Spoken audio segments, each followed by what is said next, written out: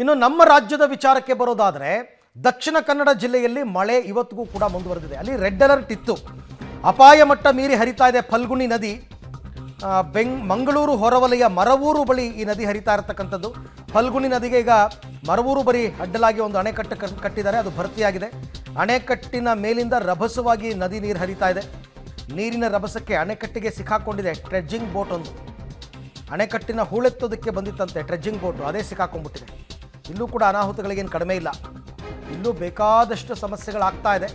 But ವಯನಾಡಿನಷ್ಟು ಭೀಕರ ಮತ್ತು ಸಾವು ನೋವುಗಳು ಕಡಿಮೆ. ನೋಡಿ, ಅಲ್ಲಿ ನೋಡ್ತಾ ಇದ್ದೀರಾ ಟ್ರೆಡ್ಜಿಂಗ್ ಬೋಟ್ ಸಿಕ್ಕಾಕೊಂಡಿರೋದು. ಇದು ಮಂಗಳೂರು ಹೊರವಲಯದ ಮರವೂರು ಹತ್ತಿರ, ಮರವೂರು ಅಂತಂದ್ಬಿಟ್ಟು ಅದ್ರ ಹತ್ತಿರ ಆಗಿರ್ತಕ್ಕಂಥ ಘಟನೆ. ಎಲ್ಲ ಹೆಚ್ಚು ಕಡಿಮೆ ಎಲ್ಲ ನದಿಗಳು ಕೂಡ ಮೈದುಂಬಿ ಹರಿತಾ ಇದೆ. ಡ್ಯಾಮ್ಗಳೆಲ್ಲವೂ ಕೂಡ ತುಂಬಿದೆ. ಡ್ಯಾಮಿಂದ ನೀರು ಬಿಟ್ಟಿದ್ದಾರೆ.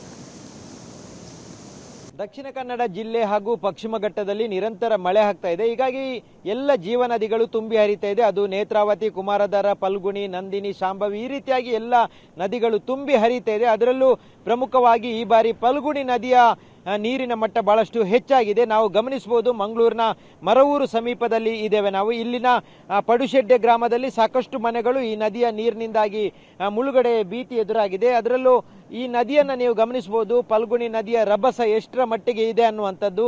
ಈವರೆಗೂ ಇಷ್ಟೊಂದು ದೊಡ್ಡ ಪ್ರಮಾಣದಲ್ಲಿ ನೀರು ಹರಿತಾ ಇರಲಿಲ್ಲ ನದಿಯಲ್ಲಿ.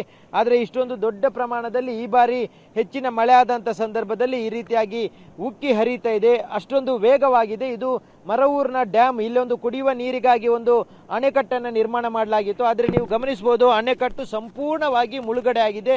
ಅಣೆಕಟ್ಟಿನ ಮೇಲ್ಭಾಗದಿಂದ ನೀರು ಹರಿತಾ ಇದೆ. ಈಗ ದೃಶ್ಯದಲ್ಲಿ ಕಾಣ್ತಾ ಇರುವಂತ ಏನು ನೀರಿದೆ, ಇದು ಇಲ್ಲಿ ಅಣೆಕಟ್ಟು ನಿರ್ಮಾಣ ಇದೆ, ಅಣೆಕಟ್ಟು ಇದೆ. ಆ ಅಣೆಕಟ್ಟಿನ ಮೇಲ್ಭಾಗದಲ್ಲಿ ಇಷ್ಟೊಂದು ಪ್ರಮಾಣದಲ್ಲಿ ನೀರು ಬಂದು ಹರಿತಾ ಇದೆ. ಹಾಗಾಗಿ ಅಷ್ಟೊಂದು ವೇಗವಾಗಿ ಪಶ್ಚಿಮ ಘಟ್ಟದಲ್ಲಿ ಮಳೆ ಆಗ್ತಾ ಇದೆ.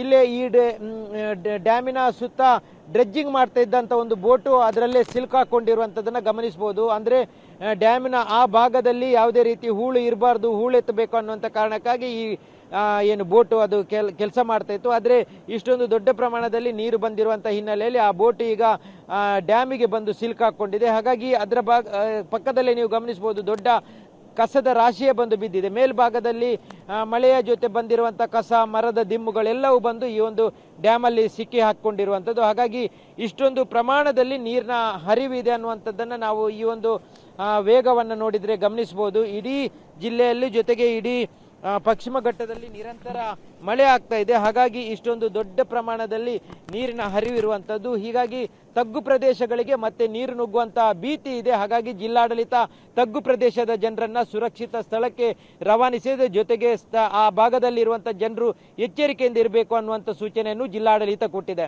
ಕ್ಯಾಮ್ರಾಮ್ಯಾನ್ ನಿಶಾಂತ್ ಜೊತೆ ಸುಖಪಾಲ್ ಪಳಲಿ, ಪಬ್ಲಿಕ್ ಟಿವಿ, ಮಂಗಳೂರು.